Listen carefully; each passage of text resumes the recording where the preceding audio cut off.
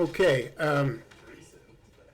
this is actually just the second lesson. The first one was kind of an introduction, but this second lesson on the Hebrew letters, and it's entitled The Wisdom of the Hebrew Letters. And we want to start off by talking about the letters of creation. The Bible tells us that God spoke the world into existence. Psalm 33, verses 6 through 9. Excuse me, I may be clearing my throat a little bit this morning. I've got a little bug in there. I try to cough him out, but he won't come out. By the word of the Lord were the heavens made, and all the host of them by the breath of his mouth. He gathereth the waters of the sea together as a heap. He layeth up the depth in storehouses. Let all the earth fear the Lord. Let all the inhabitants of the world stand in awe of him. For he spake, and it was done. He commanded, and it stood fast. The language God spoke was Hebrew. And Hebrew words are made up of Hebrew letters. Now, why do I say he spoke Hebrew? Well, what other languages existed in the beginning? It does not say Hebrew, but I guarantee you it wasn't Greek, it wasn't Spanish, it wasn't German, it wasn't French. I don't believe it was English, so it has to have been Hebrew. Hebrew is the language that he spoke to Adam and Eve in the garden, and to the Hebrew children all throughout the ages. Hebrew letters are the building blocks of creation. Scientists would describe that the makeup of this world as being atoms, molecules, and elements. And of course, they would be right. They'd be correct. But the tradition holds that these letters contained the atoms, molecules, and elements that are the building blocks of creation. These letters are not just physical letters. What you see on the wall here are depictions of letters, but the actual Hebrew letters have life to them. When God spoke the world into existence, it was the active force in these letters that created the world. It was God doing it, but it was God speaking those letters.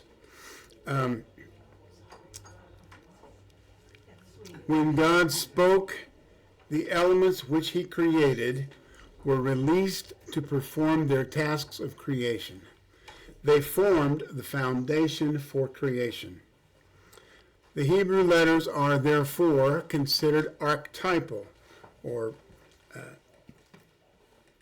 energy forms that are taking on infinite light and wisdom and putting them into channels of creative consciousness where we can have a grasp of godliness and what this world is about. Because these letters were spoken by God, breathed out of the mouth of God, they have godliness within them. I'll jump ahead a little bit. When God breathed into Adam the breath of life and he became a living being, it was because God imparted into Adam some of God's own nature. That's why we are considered to be created in the image of God, because we have God inside us. When God spoke these letters, when he spoke the world into existence through these letters, he was also imparting some of himself into the creation. Did you have something?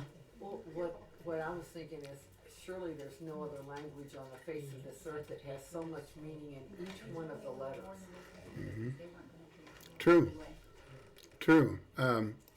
we know that the New Testament is written in Greek because it is the closest corresponding language to the Hebrew.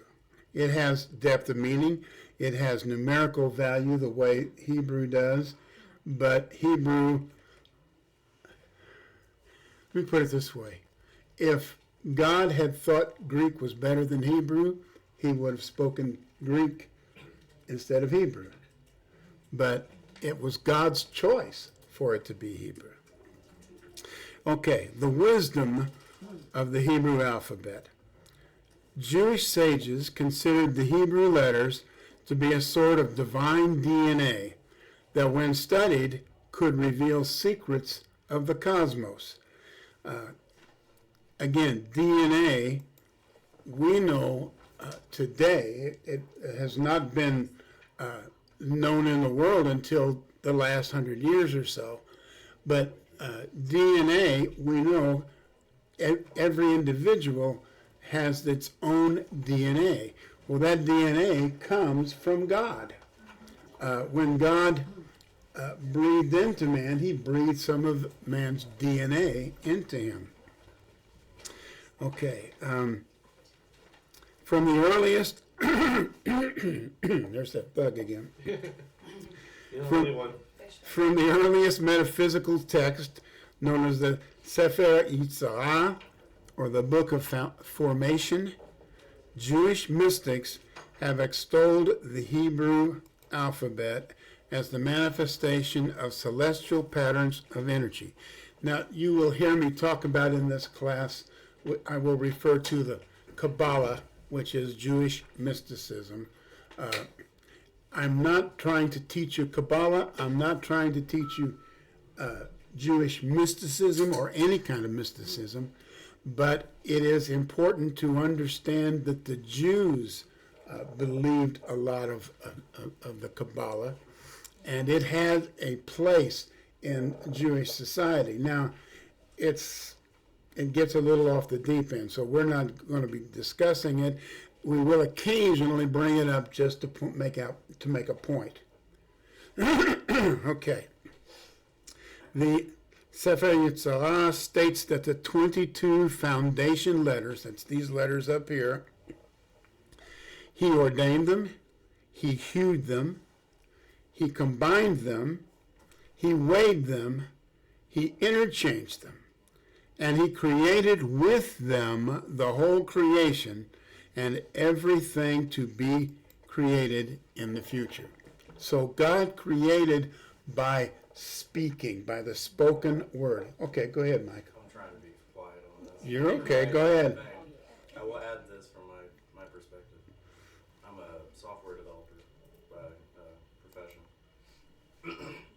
We use languages. There's programming languages to create software. What I see that is God is using a declarative language, his letters, to then develop the software, if you will, of the universe. Mm-hmm. He wrote the whole universe in this language.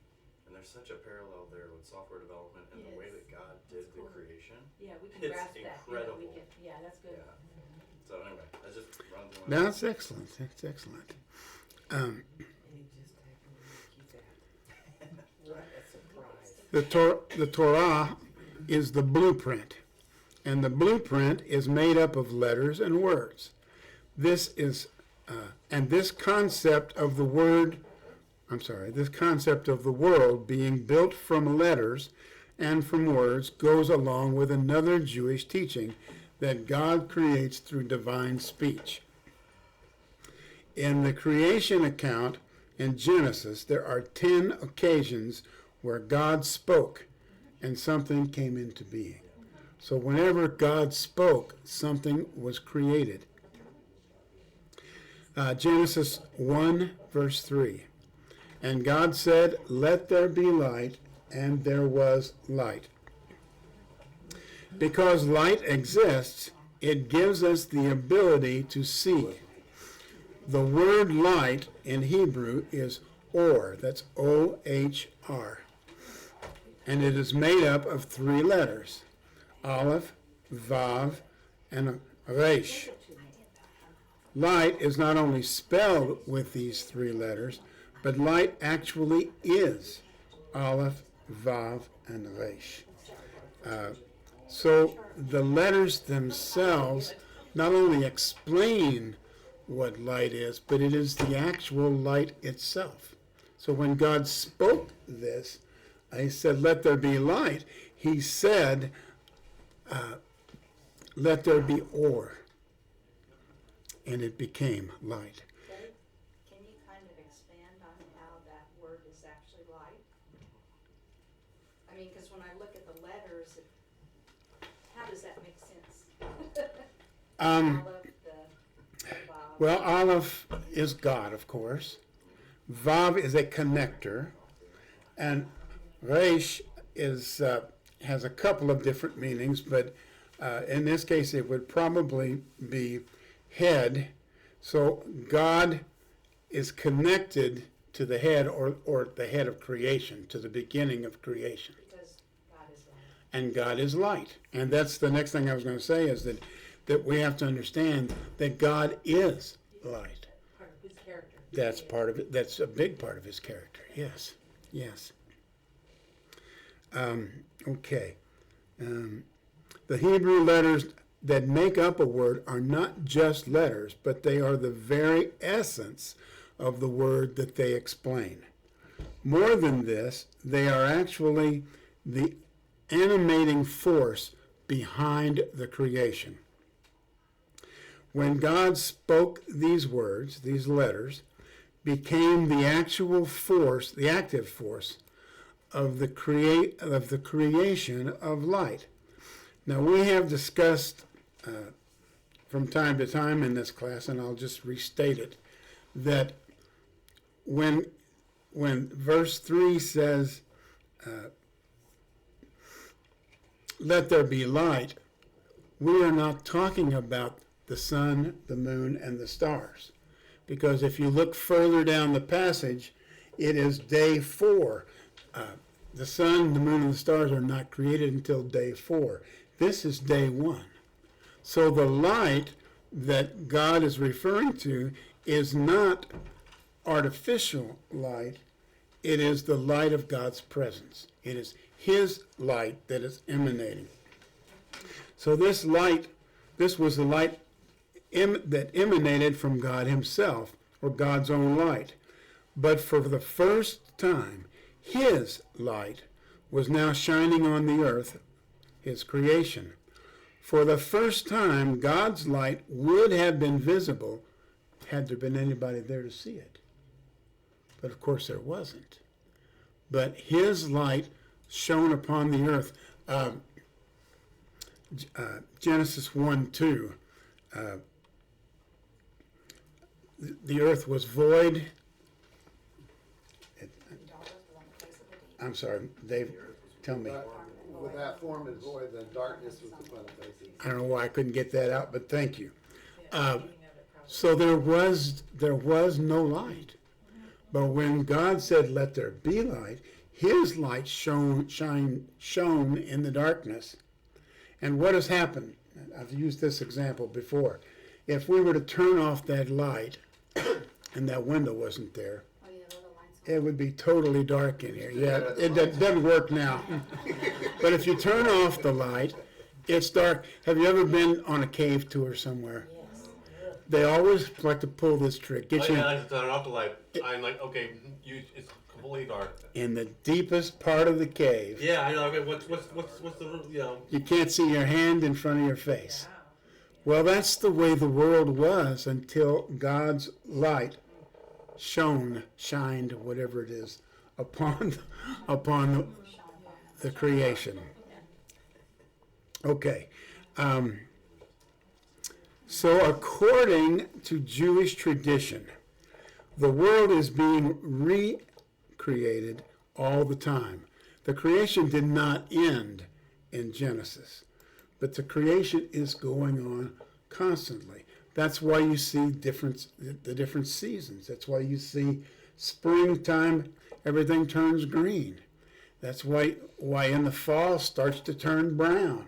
That's why in the winter there's no leaves on the trees and it's dark and dingy looking. Okay, Don't you think when we get to heaven, we'll all be speaking Hebrew? Amen. I do, That's good.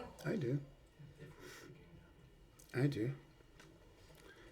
If we speak at all. You know, I'm thinking we'd probably be thinking like a telepath. Yeah, that's what I'm That's what I'm referring to. It's what he's referring to. If we speak at all, probably we won't have to. Well, like, I agree with that completely, but what about the counter argument, we'll be singing in heaven, Oh, yeah. That's right. so we would be singing And worship. Hebrew. We're still going to be worshiping, And yeah. using our Yeah. voices. Yeah. We're going to use the light emanating from us to communicate to one another. We will. Just being creative. Yeah. Yeah, because we have that light of God in us. Yeah. Yeah. And we do it right now whenever we go somewhere. We bring the light with us and it changes the atmosphere. That's true. Very true. Jewish visionaries stressed that mastery of the Hebrew alphabet in all its varied aspects allows the individual to gain supreme knowledge about the realm of matter. In particular, they regarded the names of God as powerful devices in the hands of the knowledgeable. So the names of God, which you will find in the Hebrew language, and I'm going to give you a paper here with some of them here in a moment. The names of God are not only sacred and holy, but they have extreme power in them. When you mention the name of God over a demonic force, it has Amen. to yield. Yeah. Okay, That light comes in. that's right. That's right.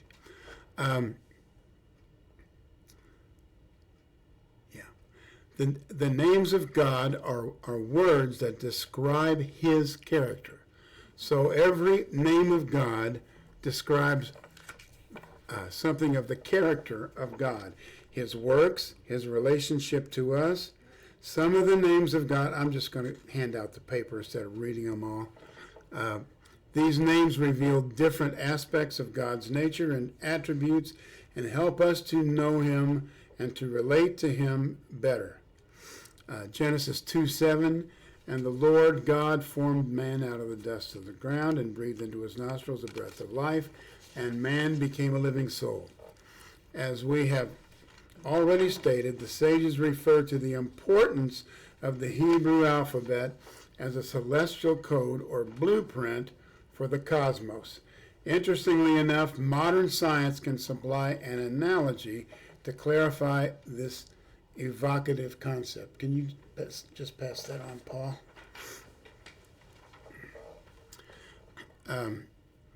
So on this paper you will see several things, but a list of the names of God for one. Some of the things that I've already mentioned just so that you can see them. I think when you see something in writing, it has more bearing than just... You can remember it. I can remember that. I certainly can too. Famous of ink is better than the best memory. Put that in the book. We're still waiting. Write that down. It's in my head. It's in my head. Only when I'm. Put it in. They're good with limericks. For years, we've been getting wonderful limericks from them. You tell them to write it good. There once was a man from Nantucket Oh God. who owned a very nice bucket. I know that one. Well, Okay. I hope that bucket list is not expired or before we get our done. I hope not. Hope we- Okay, the Kabbalah, which I mentioned a minute ago, is a form of Jewish mysticism. It's on the paper too, just so you see how it's spelled and know what it means. Affirms that every sentence, every phrase, every word, and even every letter of the Bible exists simultaneously on several levels of meaning. This is where I used to get up on the blackboard and make my little drawing of how the first line that you see is reading the Bible, but when reading the Bible isn't enough, then you dig a little deeper and you go down to another level and you look up the meaning of the words.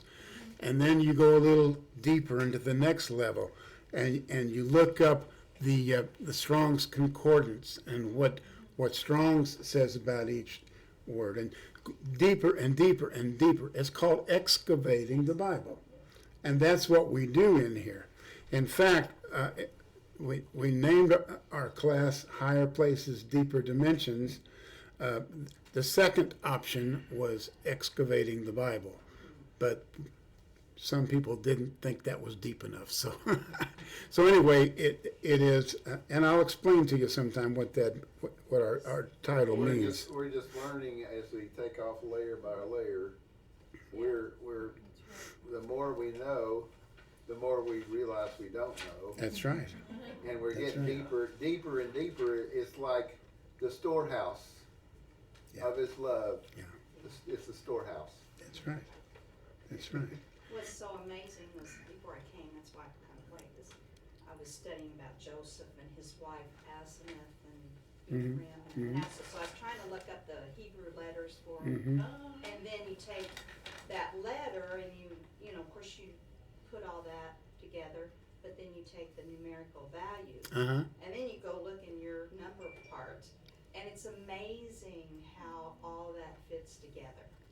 I mean, it explains, you know, It is. you know, I think about Joseph when he was in Egypt, and all of a sudden he meets his wife, which anyway, and then he names his first child, and he names his second child, and it had all to do with him being in captivity. When you look at the Hebrew letters, Yeah. it's just Yeah. amazing. Yeah. Yeah. It's an endless cornucopia of information that you will gain, and you never get to the end of it. No. You never get to the end of it.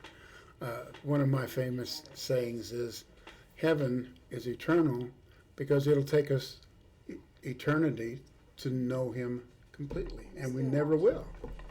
It's like 10,000 years and we've just begun. Just begun. Dave, have you heard the Pistol Pete's dad analogy with that? Where when he was coaching at Clemson, he said, this is everything there is to know about basketball, and he showed the basketball. And then he drew a circle the size of the court, and he said, this is what I know. And then he made a dot, and he said, that's what you know. Well, good point. Good point. Okay, just as we now regard the DNA molecule as a carrier of incredibly condensed information concerning the development of life, so too have the ancient mystics viewed the Hebrew language of Scripture as a cipher describing the universe. Every physical thing contains these 22 letters. So every physical thing that you can look at or see or hold or touch contains elements of these 22 letters. It's all contained in God's plan for how the world was to be created. Even our cat.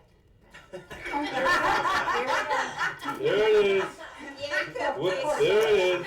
You will find that our cat comes up quite often. She's the It mascot. sits on everything. You should bring your cat. We should put her down in Oprah. She'll roll around for your rubber tummy. You get nothing done. Okay.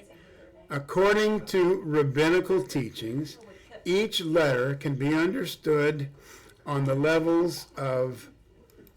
Now, this is a Jewish teaching.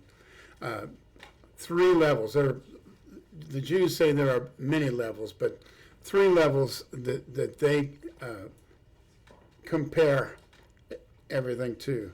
The level of worlds, which is the physical, practical world that we live in. Souls and the meaning of the soul. And divinity, how God is looking at and relating to the world. Further teaching reveals that there are 13 different associations and levels to each letter.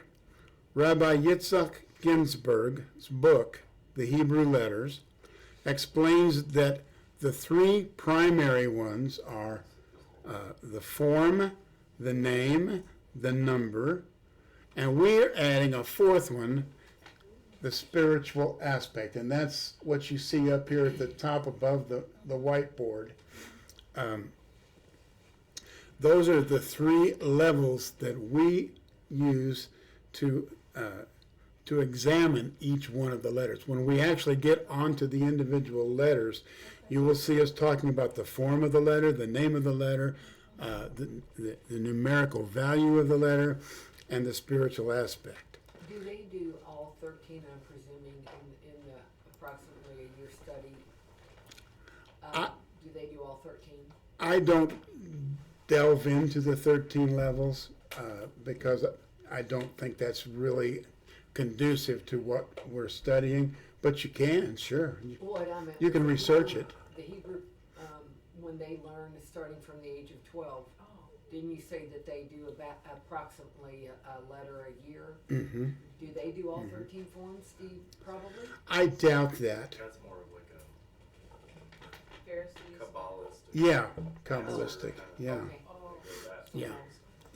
That's why I say I don't delve into all 13 levels. The three that they mentioned plus the one that I've added are sufficient for our needs because we are looking at the specific letters. And you can get pretty deep.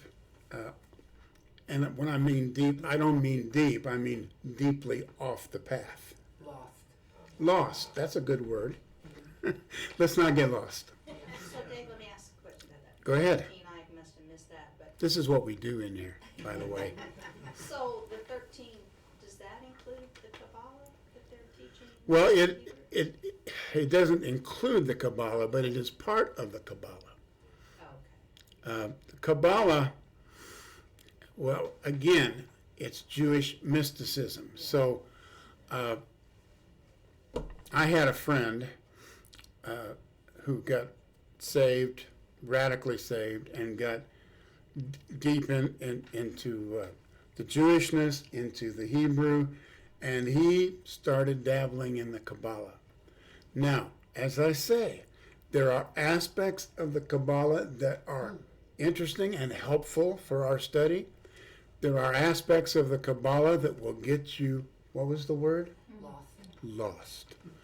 Severely lost. And I know people who have gotten lost in the Kabbalah and lose their way and wind up leaving Christianity. So we don't want to, that's why I say I only reference the Kabbalah.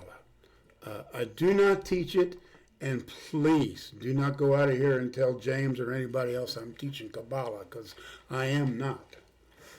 I will not. With a Ouija board or something. Yeah. In a sense, yeah. Dave, can I say something real quick? Yeah, go ahead, Mike, help me out. Being that before I was in Christ, I dabbled a little bit in the witchcraft section. Remember, the enemy knows these letters too, Yeah. and witches use these letters and stuff. So there's a good side, and then there's also the bad side to this. So Yeah.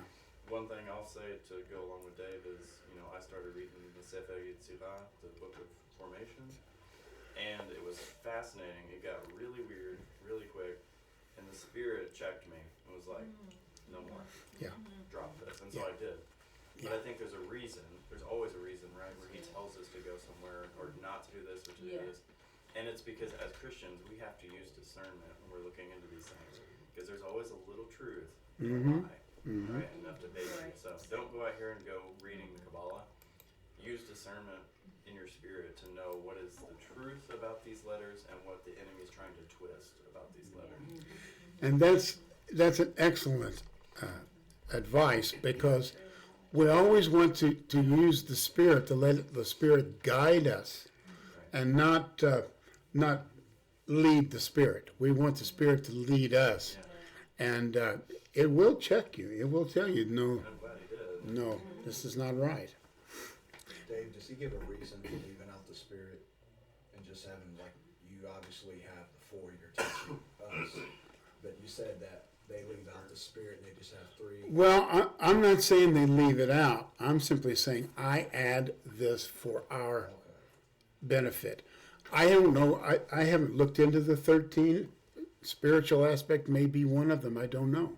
Yeah. But I just know that for our purposes, we want to not only look at the form, the name, the number, but the spiritual aspect. And the spiritual aspect is simply every one of these 22 letters, as you will see, speaks of Jesus. That's the most astounding fact that you'll ever hear about this, is that every one of these letters speaks of Jesus directly. Now, the Jews know this, but they don't consider it Jesus. The Jews will say every letter speaks of the Messiah, but they don't admit who the Messiah is. They don't recognize who the Messiah is. One day they will see him, and they will say, "Where comest thou those holes in thy hands?" And he will say, "In the house of my friends," meaning you guys. Okay. Well, and I'm also thinking, besides the Jews, of some of the other religions who consider themselves Christians, but they're probably not, who believe that Jesus was a very good man, but not part of the Godhead. And I wonder if they study these letters properly, I don't know how they could come to any other conclusion than what the real truth is. Well, this is, one second, Nancy.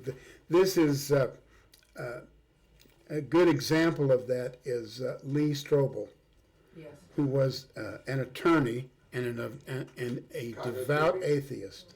The Chicago Tribune. Yeah. reported. Oh, Yeah, he was a journalist. I Yes, thought he was he an was. attorney. He was Okay. the legal A reporter, editor. yes. Okay. Okay. Yeah. Okay. Okay. So anyway, he set out to prove the Bible was wrong. He set out to prove there were errors in the Bible and that Christianity was a myth.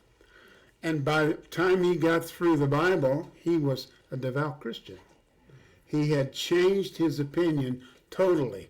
Well, that's the same way. If someone were to study these letters thoroughly and see what they do and how they speak of Christ, I don't see how you could not be If you converted. haven't seen the movie, it's called A Case for Christ. Yeah, There's the attorney side of it. yeah, Even though he was a journalist, but that's the movie. It's excellent to watch. yeah. And the book is the same Yeah. title. Okay, not part of the lesson, but, oh, I'm sorry, Nancy. That's okay. I was just, so the Jewish community, they don't believe that Jesus was the Messiah? No, And they still don't? no, So they preach that the Messiah's still coming? yeah, Oh, wow. yeah. a long time, weren't they? Except for Messianic. Some of them. I'm sorry? Except for the Messianic. Yeah, Messianic, yeah. That the Messianics, and I'll talk more about these as we get along, but Messianic Jews are Jews who have accepted Christ. And so they recognize who the Messiah is. They recognize Jesus as the Messiah, and they worship him as the Messiah.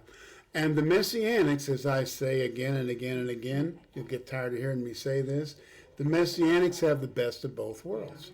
They have this, they have the teachings of the Torah, they have all of the foundational letters, they understand all this, but they also have Jesus.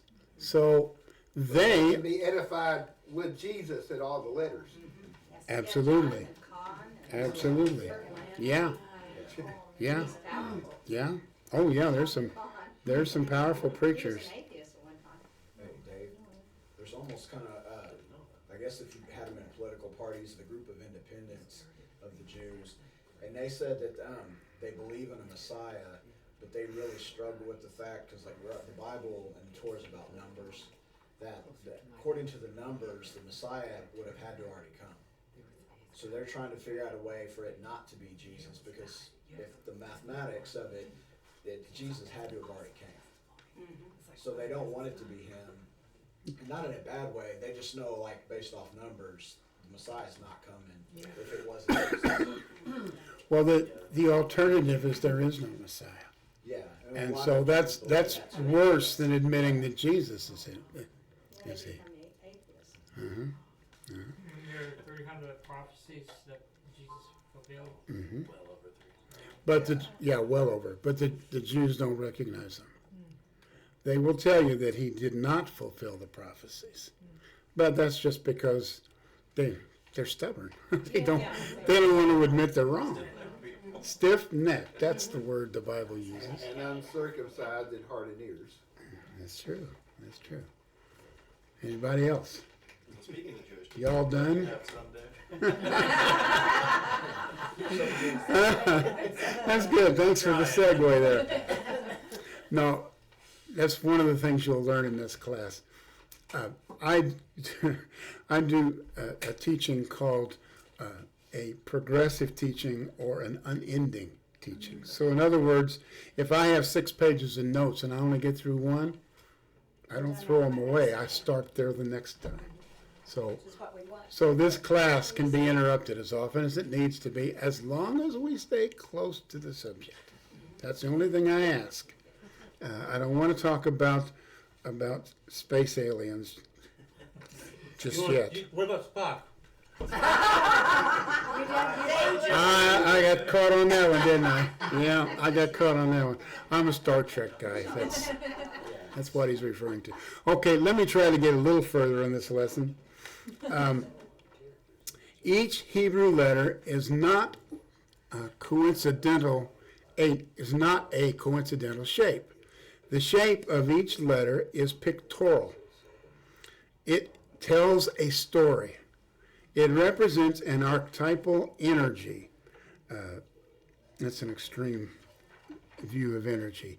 This is what I'm going to hand out to you here in a minute is a chart of the pictograph of each letter. Now, we're going to talk about the pictographs more specifically as we go into each letter. But just to give you an idea of what I'm talking about, I'm going to give you a chart. The sages say that this energy exists within the letters and exhibits the characteristics of the pictograph beyond mere symbols to actuate the life force contained within each letter. Thus, the form of each letter speaks of the deeper meaning of that letter. Oh, wait a minute. Oh, yeah, I've got to give you 2 pages on this one. That's what it is. Yeah.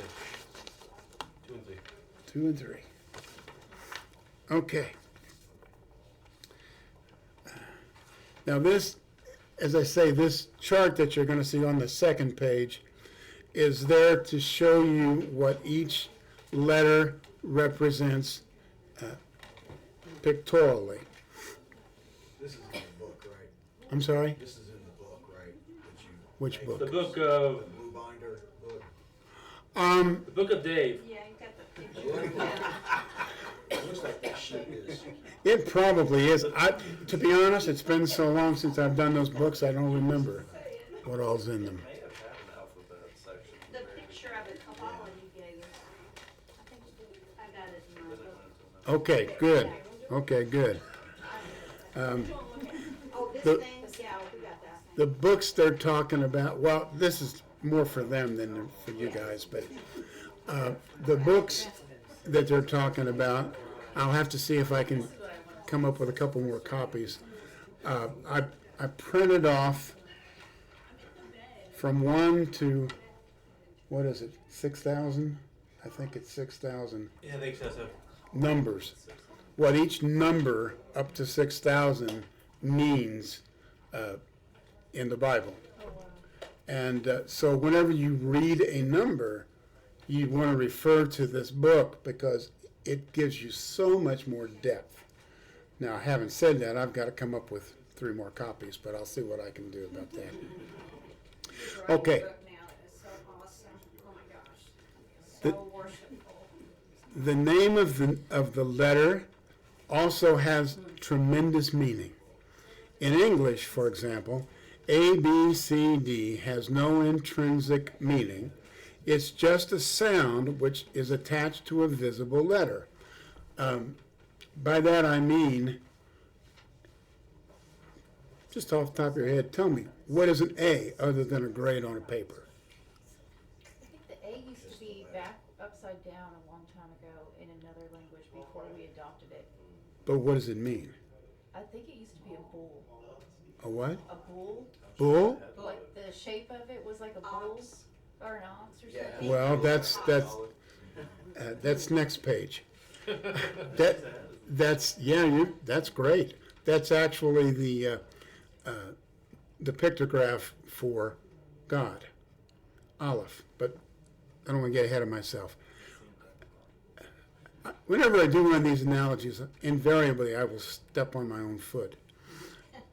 A, B, C, and D really mean nothing, the whole alphabet, except for a little song that you learned when you were a kid. It don't mean anything except what the symbol that's on the page. But the Hebrew, in the Hebrew, the names of the letters have great meaning. For example, Aleph means the ox head, or the sign of the bull. Aleph is the letter that is associated with God and is used in the spelling of several of the names of God. The pictograph of an ox head means the strength of the leader. Now, who would imagine an ox head as an example of an attribute of God? That's the last thing you would think of. But to an ancient to an ancient people, the ox was the prime example of extreme strength. They would use oxen to pull their plow. They would use oxen to go around a well and draw water up out of the well. The oxen was strength of 10 men, maybe. I always liked it on the Beverly Hillbillies when they said that Jethro had the strength of an ox and almost half the brains. Because an oxen was not real smart. Okay, that was totally out in left field. I'll remember now, so that's good. Well, it does paint a picture, doesn't it? So you have two letters, right, that are either above or below the line? Yeah, but you're way downfield from me. But Well, I'm just asking if now when they're taught in Israel how to do that, like we're taught to write in cursive, there's a line on the top, one in the bottom, dots in the middle. Is that how they're taught to write the letters? Because you talk about how important that is, that one part sticks up over Yeah. there. Is that Yeah. how they're taught over there? I don't honestly know if they have that paper that we always had as kids that had the lines on it.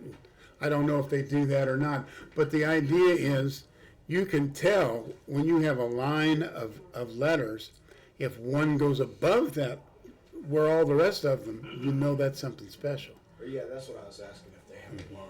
I honestly don't know if they have a line or not. But The Torah, the scribes that wrote the Torah scrolls did. They would score lines across the Torah. And okay, then that would so they would know. then that would be that would be the same. Okay. And yet the strength and the leadership of an ox as a beast of burden adds a new dimension to our understanding of God that we would not have considered before. God is not our beast of burden, and yet he goes out of his way to give us the desires of our hearts. Ezekiel, you know what, I think maybe I better stop here, because I'm going to get into something that I don't want to leave halfway done. So The Bible says, Muslim knock the ox that treadeth out the corners. He's talking about a ministry. It's a humble position because they labor in the word in doctrine. True. Well, he's True. also our burden bearer. He is our burden bearer. Yeah.